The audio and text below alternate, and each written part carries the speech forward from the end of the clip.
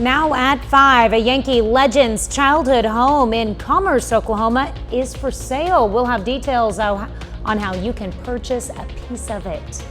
Plus, schools around the 4 states are taking part in Red Ribbon Week, creating awareness of the dangers of drug use. More Hamas hostages are freed in Gaza. I'm Tina Kraus with a push to delay Israel's ground invasion to buy more time for negotiations. The 4 states' most watched news starts now. Authorities in Oklahoma say a man is dead after falling off of a cliff and drowning in a lake. This is KOAM News at 5. I'm Tanya Bach. Authorities say 58-year-old Troy Childress was driving a golf cart last night at Lake Tenkiller in Cherokee County, Oklahoma. They say his golf cart got stuck, so Childress got out and tried to get it unstuck when he lost his footing and fell off the cliff, landing in the lake. He was pronounced dead at the scene. Well, meteorologist Sam Lane joins us with the first look at the forecast. All right, we are looking at some mostly fair skies this evening, but notice the clouds are moving up from the south. That's the moisture that's going to be developing and moving across our area. We're already starting to see some rain developing in southern Oklahoma with some scattered showers and storms, and that rain is going to be advancing to the north. Temperatures tonight are going to be dropping through the 70s to about 64 degrees by morning. And looking down the lane, it looks like we're going to have a rainy Tuesday, a wet Wednesday, a wet weekend, and maybe some spooky, chilly conditions on Halloween. And I'll tell you all about that in just a little bit. All right, thanks, Sam.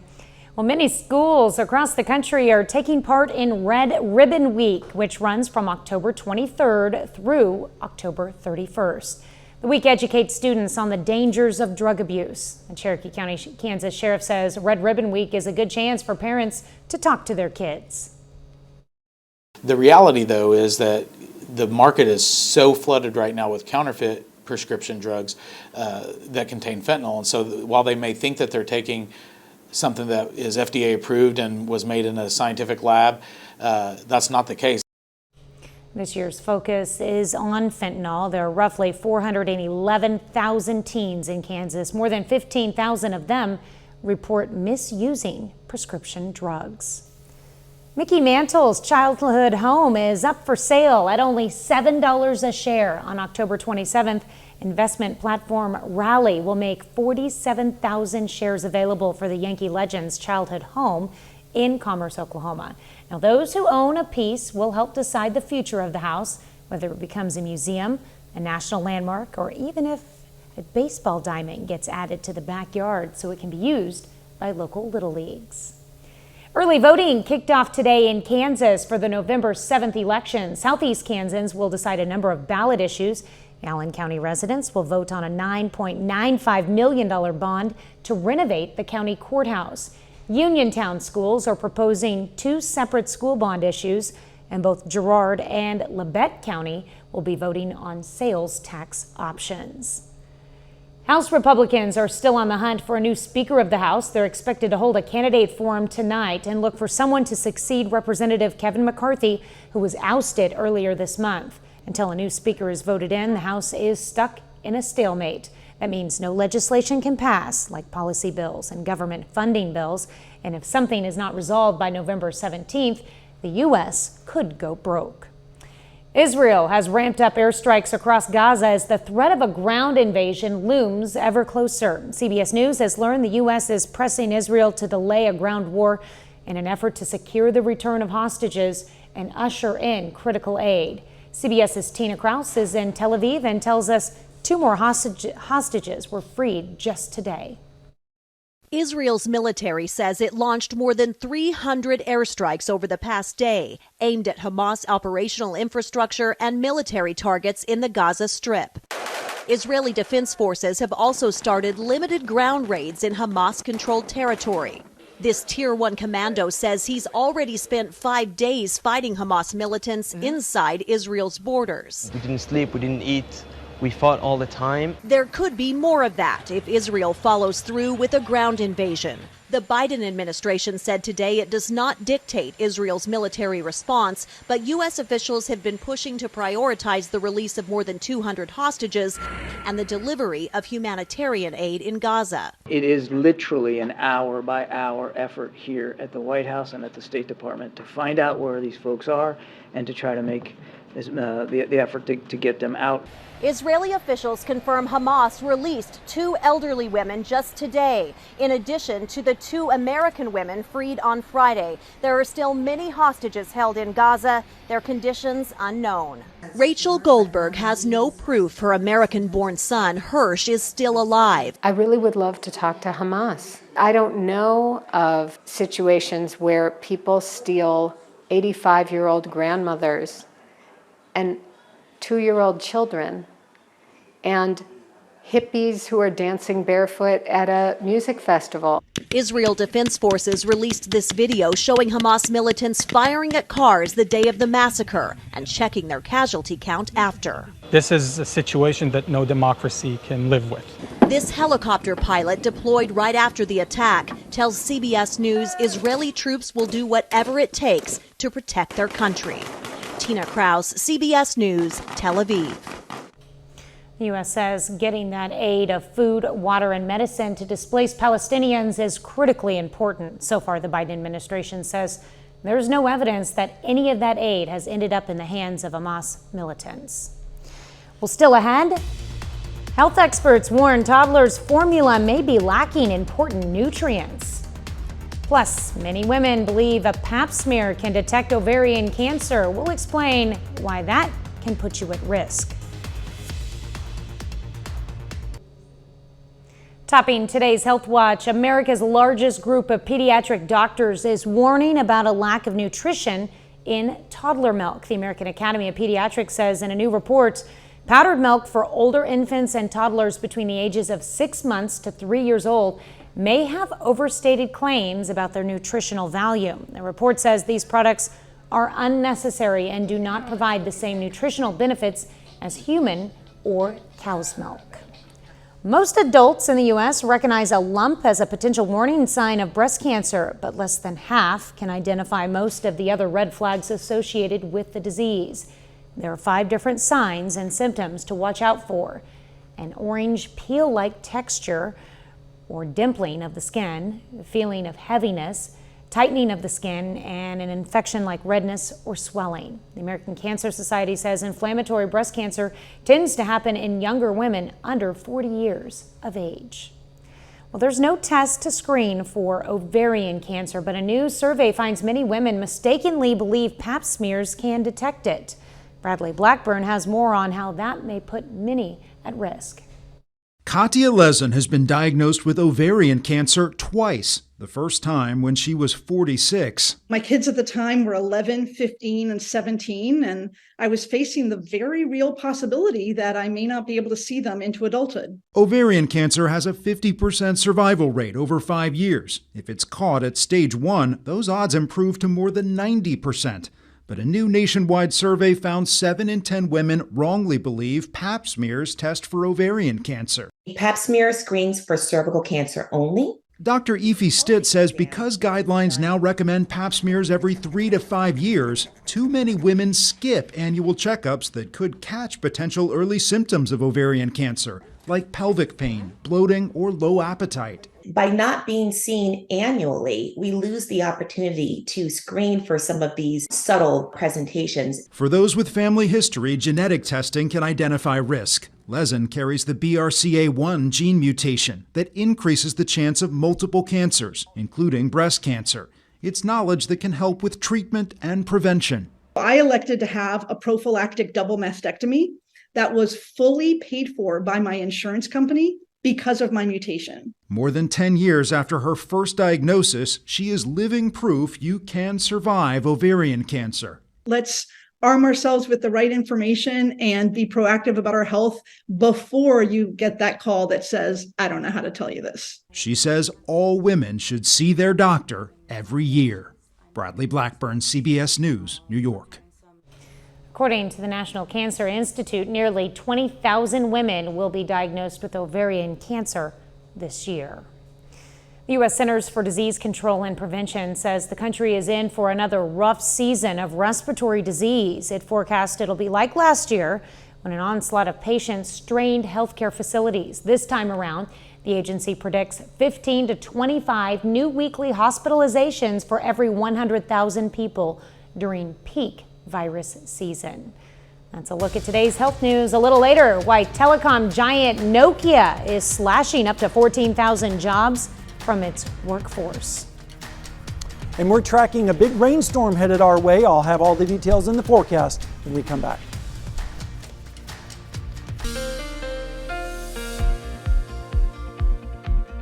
Well, the nice weather just keeps on rolling. We've had a nice weekend, and this afternoon, a very pleasant afternoon with temperatures in the 80s across the area. But now we're starting to see the clouds increase from the south, and that's ahead of the next storm system that's developing down that way. Right now at Indigo Sky Casino and Resort, you can see those cirrus clouds and some cirrus stratus in the background.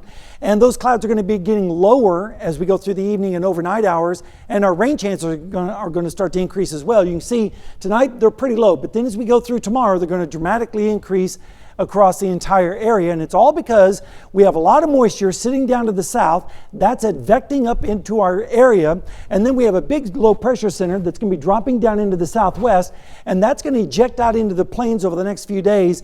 And once that comes in, we're going to see the rain really pick up. Then by Thursday and Friday, that moves off towards the north and east, but another system drops in behind that, and we have to get through that system before the rain finally comes to an end. But at least we have a real good chance of some decent rainfall amounts across our area. In fact, looking at the GFS model, it's forecasting well over 1 inch across a large part of the area, even some 2-inch amounts, especially down to the south in Oklahoma. But take a look at the European model. I like this model. This is the one that's really forecasting a large area of 2 and 3, even 4-inch rainfall amounts. Still too early to say that this is going to verify, but at least we have a real good chance of getting a good soaking rain in our area, which is desperately needed as the drought situation is still ongoing. Tomorrow morning, we're going to see the rain breaking out to our south and advancing to the north with temperatures in the 60s with south winds. Then tomorrow afternoon, the rain continues across the area with highs generally in the 60s and 70s. And then as we go into Tuesday night and Wednesday morning, the rain starts to let up just a little bit, but we'll still see some scattered showers around with temperatures in the 60s, south winds continuing. Then on Wednesday afternoon, you guessed it, more rain and showers around with temperatures in the 70s, maybe even touching 80 down to the south. Then as we head into Thursday morning, another round of rain moves across the area with temperatures in the 60s. Then Thursday afternoon, the rain starts to break up a little bit with temperatures in the mid-70s, and then as we go into Friday morning, scattered showers still around. The high today was 82, which was only 4 degrees away from the record set 1 year ago today. Back in 2022, 57 was the low, which of course above normal.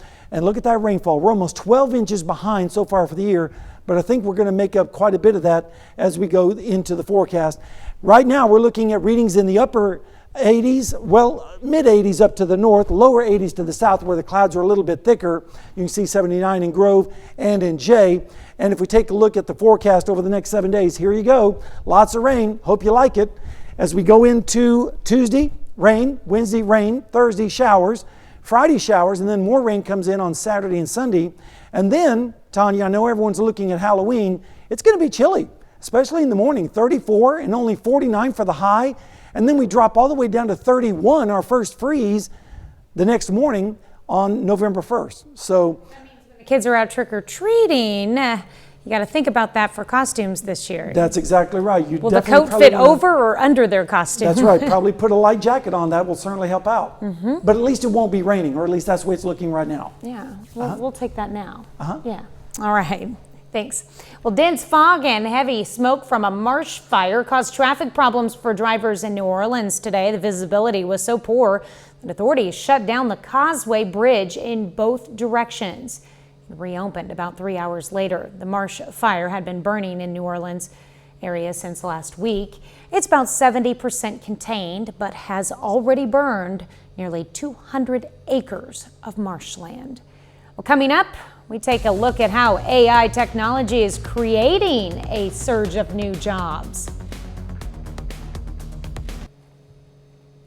Topping today's Consumer Watch, Microsoft's $69 billion takeover of Activision Blizzard is a done deal. It became official Friday after antitrust officials in the United Kingdom approved the acquisition. Competition and Markets Authority was concerned Microsoft would be able to set cloud gaming prices with exclusive access to Activision's video games. MS eventually satisfied regulators by agreeing to let French company Ubisoft buy streaming rights to Activision games outside the European Union. Nokia is planning to eliminate up to 14,000 jobs. The Finnish telecom giant made the announcement last week. Nokia currently employs roughly 86,000 people. In a statement, the company says the job cuts are due to a weaker market environment. Nokia is projecting that the job cuts will help the company save approximately $420 million in the coming year and nearly $1.3 billion by the end of 2026. Well, ChatGPT and other artificial intelligence platforms have led to speculation that AI will eventually take over thousands of jobs currently performed by humans. But AI is also creating a surge of new jobs. Christine Lazar explains. Art Zaley is CEO of the DHI Group and the employment website Dice, specializing in jobs for technology workers. He says in the past year, there's been an explosion of businesses looking for employees with expertise in artificial intelligence, from tech industries to banks and insurance companies. We have roughly 5,000 artificial intelligence job opportunities on the platform today. Other sites are seeing a similar boost. According to LinkedIn, there's been a 21-fold increase in the number of job postings that mention AI technologies.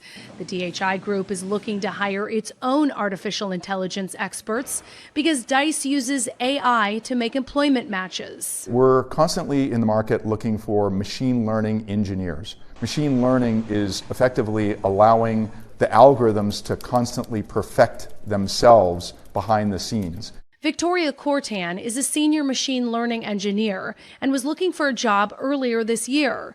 She had plenty of options before deciding to join the DHI Group. There were a lot of open positions, a lot of recruiters reaching out, so it's a matter of sort of finding the right area that would be a good fit. The demand for experts like Cortan is only expected to grow as AI becomes integrated into more industries. We will see a lot more engineering effort incorporating artificial intelligence into these business models, into the applications that are used by businesses, by consumers. Many AI jobs pay at least six figures. Some corporations are offering AI executives $500,000 a year or more. Christine Lazar, CBS News, Los Angeles. If you've been thinking of buying a new electric vehicle, now might be a good time. Companies are offering discounts due to growing competition and some reticence from consumers. The Tesla Model 3 base price is down 17% over the last year. Other automakers are offering deals to compete. Hybrids are an exception, though, since consumers seem more interested in those vehicles. Well, final check of the forecast is next.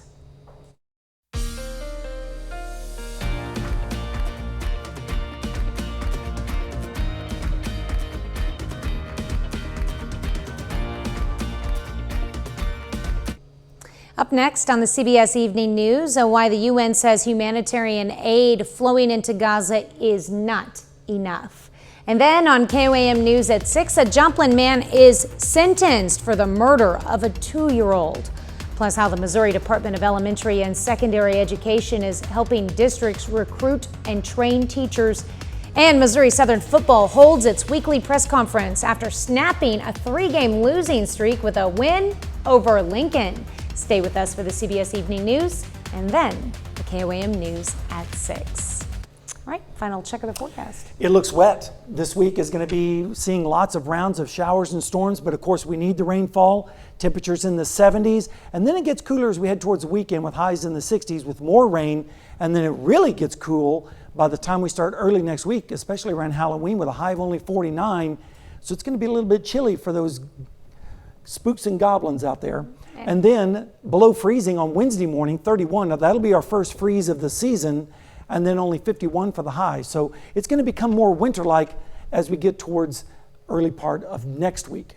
Kind of a big change from this week to Yeah. next week. Yeah. Like, hello, November. That's right. All right. Well, thank you for joining us. The CBS Evening News is next. Of course, we'll be right back here for KOAM News at 6. And we'll see you then. Have a great evening and an even better tomorrow.